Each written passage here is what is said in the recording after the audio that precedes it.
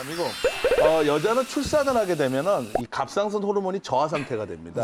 그러니까 굶어도 안 빠져요. 진짜 6개월간은 굶어도 안 빠져요. 왜냐하면 이 유전적으로 수만 년 전부터 아이를 출산하고 나서 효율적인 시스템으로 바꿔줍니다. 먹지 않아도 살 수 있게끔. 그래야 생존에 유리하기 때문에 6개월에서 1년 정도는 저장하는 에너지가 강화가 돼요. 그래서 산후조리가 이때 참 중요합니다. 이때 산후조리를 잘해서 체중을 빼셔야 돼요.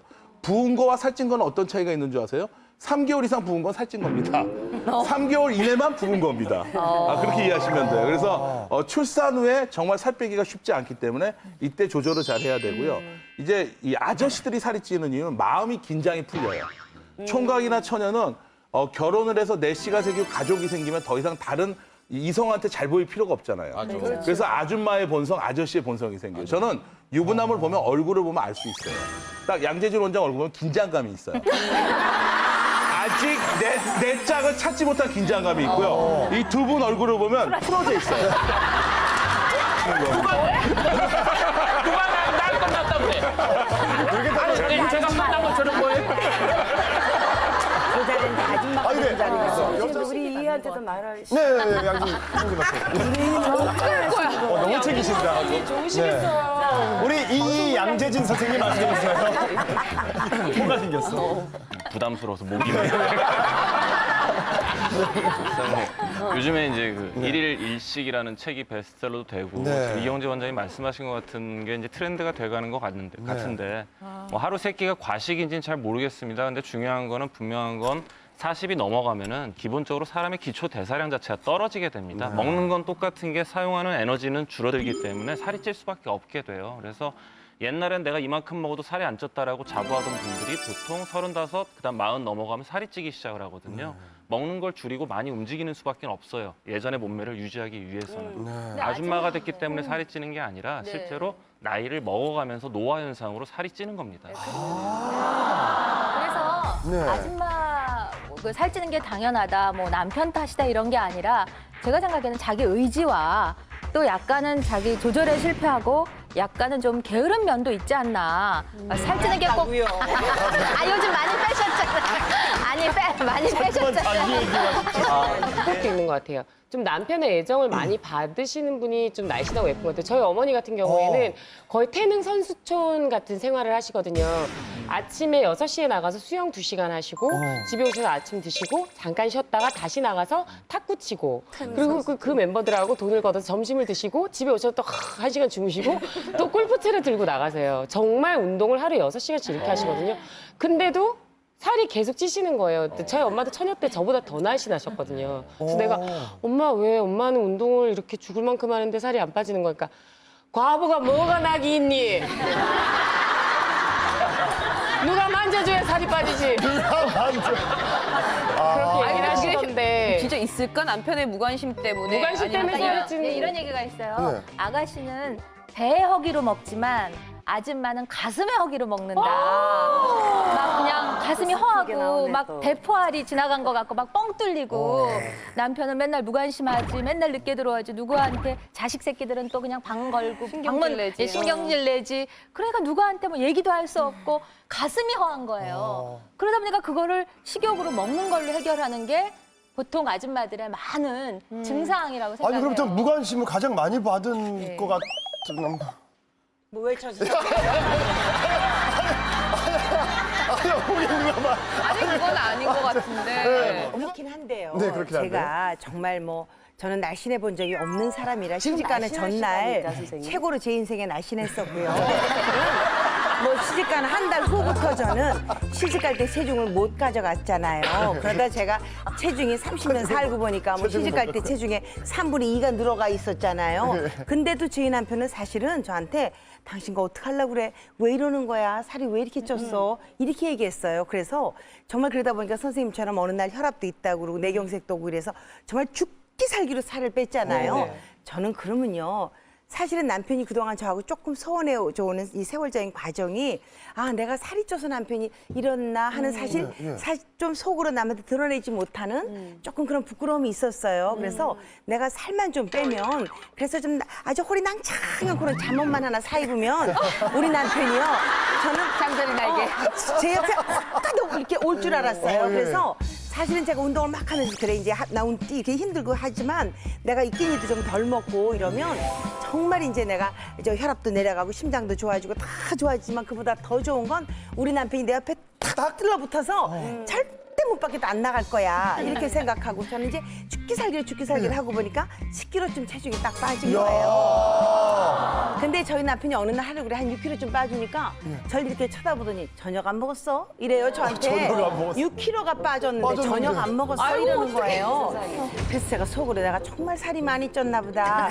6kg가 빠지면 딴 사람은 캥할 텐데 저녁 안 먹은 걸로 밖에 안 보이니 이런가 보다 이렇게 생각이 들었어요. 그래서 제가 제 남편한테 그동안 뭐 제 옆에 안 오고 제 남편이 그래서 살이 정말 쪄서 이랬었다고 생각한 건 저의 생각이었지. 제가 살이 쪘을 때나 지금 조금 말라서 지금도 저희 남편은 그냥 늘 거기 있는 그 마누라였던 거예요. 그 자기 아내가 아니라 그의 편내가 거기 있었던 거지. 이게 살쪘다고 더 예쁜 아내고 살쪘다고 더 못난 예편내고 살이 빠졌다고 더 이쁜 아내가 아니었다는 거죠. 그 순간에 제가 남편한테 어떻게 다가가느냐가 그 사람한테는 더 큰 거였다라는 걸 제가 요즘 느끼는 거예요. 그래서 이제 밥 먹어요, 저 그냥. 결론은 밥 먹어요. 뭐 살 하면은 네. 지금 말할 거 많으신 것 같아요. 예, 준비를 하셨는데요. 어맹남 마담님의 이야기 저희가 박수로 듣겠습니다. 네.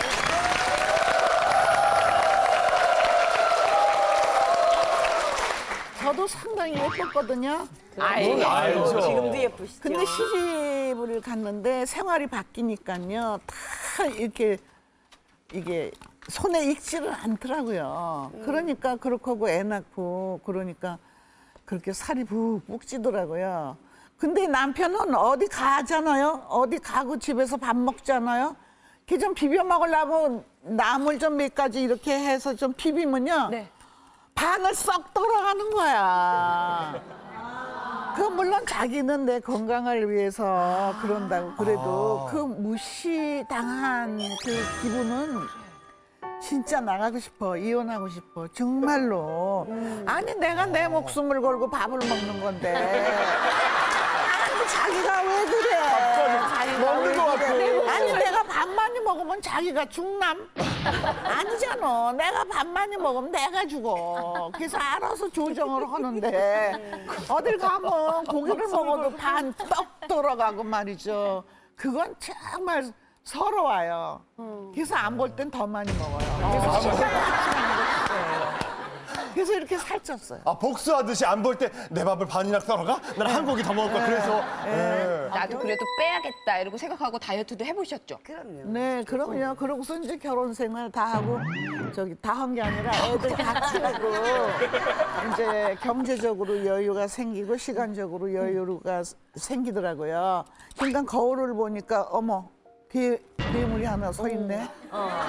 그런 생각이 번쩍 나더라고요. 아 이래서 나를 싫어하면서 그렇게 어디를 가면 오래씩 있다 오는구나. 그걸 생각했어요. 그럼 상당히 괘씸하더라고요. 아니 뚱뚱하다고 안 들어오고 날씬하다고 자주 들어오나? 그럼 날씬한 여자만 사나? 뚱뚱한 건 그럼 얼루 가. 그래서 나도 다이어트를 좀 했어요. 뭐 일본 그 책을 보니까 하루에 180g씩 세 끼를 먹는데 무슨 뭐 된장국에 뭐 일본의 그 식단을. 기름기 많이 먹지 말라는 그 식단이 다 나왔더라고요. 네. 그거 한 석 달 하니까는 어머 빠져요. 빠져. 네. 근데 빠지는 게 문제가 아니지. 언제까지 180g 먹고 살 거야?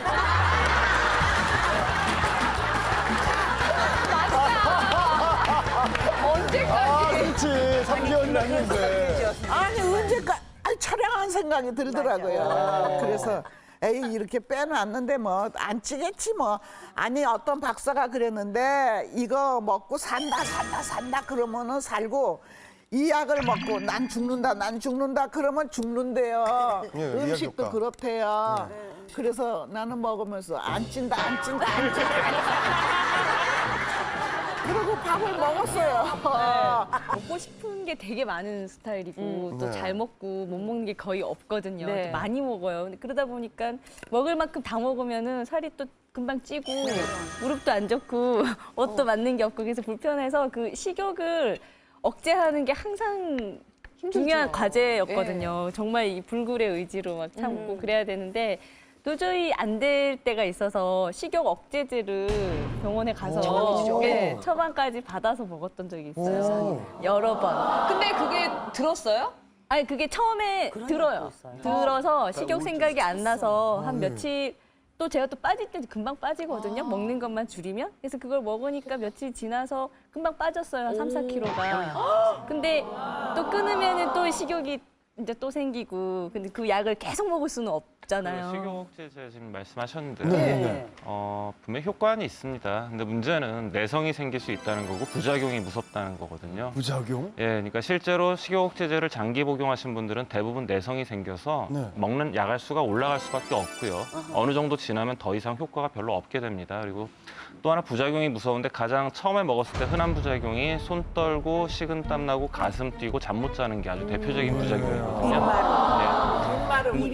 네, 입도 마르고요. 근데 이거보다 더 무서운 거는 장기 복용을 했을 때 나타날 수 있는 부작용이 우울증이나 불안장애가 올 그걸 먹는데요? 예. 식욕 억제제 때문에. 예, 그래서 생각을 해봐요. 그 약이 정상적이겠는가. 실제로 식욕 억제제를 뭐 단기간에 빼고 그 후에 내가 유지를 하기 위해서 짧게 복용하는 거는 뭐 드실 수 있다 치는데 네. 오랫동안 복용하거나 자주 복용하는 거는 좀 지양하셨으면 좋겠고요. 예. 그거보다는 차라리 뭐 뻔한 얘기죠. 어쩔 수 없어요, 답이. 식습관, 그다음 조절, 그다음에 운동. 이게 병행이 안 되면 식욕억제제 백날 먹어도 100% 다시 돌아올 수밖에 없거든요. 요요. 예. 뭐 다이어트가 진짜 많잖아요. 우리 네, 뭐 여자분들 뭐 원푸 오이만 먹어라, 3일 내리막 사과를 먹어라 이런 게 진짜 많잖아요. 황제 다이어트도 다이어트가. 있고, 고기 다이어트. 그래서 저도 어떤 남편이 자기 그 아내에 대해서 얘기하는 걸 들었어요. 각자 이제 모임에서 다이어트 얘기를 하는데 뭐 다이어트 누구는 뭐 얼마 뺐고 운동해서 뺐고 했는데 우리 아내는 그렇게 뭘 안 먹어서 뺄 생각을 안 하고 먹어서 뺄 생각을 한다고. 그러니까 사과를 먹는다든지 고구마를 먹는다든지 강냉이를 먹는다든지 뭘 먹어서 빼려고 그런다고 그 얘기를 하는 제가 거예요. 아는 여자 후배 하나 그 막대먹은 형이 사과 다이어트 한다고 예. 매일 거의 사과를 한 관씩 먹고 더 김현수. 사과를 한 관씩 먹더라고요. 근데 나는 그 지금 말씀하신 원푸드 다이어트는 가장 무식한 방법이고요. 건강에 가장 안 좋은 방법이거든요. 실제로 다이어트를 할 때도 지방과 탄수화물과 단백질의 적정 비율을 먹어야 되고요. 그다음에 먹는 비율, 탄수화물 같은 거에 비율을 좀 줄인다라든지 전체 양 자체를 좀 줄여서 균형을 맞춰서 드셔야 됩니다. 실제로 사과만 먹게 된다 그러면은 섭취하지 못하는 단백질이나 지방 때문에 몸 안에 대사에 문제가 생길 수밖에 없거든요. 그 아내의 성격도 많이 관계가 있는 것 같아요. 살찌는 거는. 그러니까 집사람이 아침이고 뭐가 잘 안 먹어요. 예. 근데 물만 먹어도 살찐다고 그럴 정도로. 근데 보면 너무 태평한 성격이에요. 그러니까 저희는 그 미국을 이제 안 가봤어요. 그래서 올 이제 여름 휴가는 미국으로 가자 그랬어요. 그 여자들이 되게 언제가 뭐 이러잖아요. 예. 내가 집사람 보고 그 여행 가는 거 준비됐어? 예. 준비됐냐고? 예. 아니 영어는 뭐 아무것도 안 돼 있는 거예요. 그래서 제가 화를 냈어요. 아니 그거 다른 집은 부인이 뭐라 하는데 당신은 왜 이렇게 그냥 천하태평이냐고 좀 가재니까 그랬더니 아유 미국이 어디 가요? 그런 식이에요. 근데 지금도 그래. 지금도 미국이 거기 있지 않냐. 나가서 동치미 좀 주세요. 오늘 여기 살쪄갖고 왜 앉아가지고 주공이로 오늘 동치미 한 그릇 주세요. 동치미. 선생님은 너무 이쁘세요. 지금 계속 노력 중이시잖아요. 오늘 주제에 가장 예민하시게 아니요. 지금 너무 예쁘세요. 살이 잘 어울린다는 건 뭐예요? 강현재 변호사님이 욕먹을 얘기하셨어요. 살이 잘 어울리시는데요. 뭐. 세상에 살이 잘 어울리는 거. 저는 꼭 말씀드리고 싶은 게 주부 여러분은 저 때 요즘 젊은 여성을 이길 수가 없어요. TV만 틀면 정말 너무 젊고 쭉쭉 빵빵인 미인들이 많이 나오잖아요. 결국 이길 수 있는 거는요. 같이 활기차게 사는 거예요. 그렇지. 저는 나이가 들수록 가장 필요한 게 춤과 노래라고 생각합니다. 사람이 춤과 노래를 할 때 사랑했을 때의 자극을 받는 뇌의 영역이 자극을 받아요. 그리고 감성이 살아납니다. 우리가 왜 나이가 들수록 재미가 없냐면 나 자신이 재미가 없어진 거예요. 여러분이 느끼는 감각이 재미가 없어지면 다 재미가 없습니다.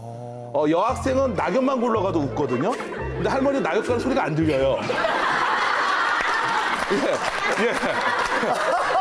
예. 전혀 들리지가 않아요. 그래서 이게 뭐냐면 감각이 떨어졌다는. 그래서 춤과 노래를 남편과 같이 하세요.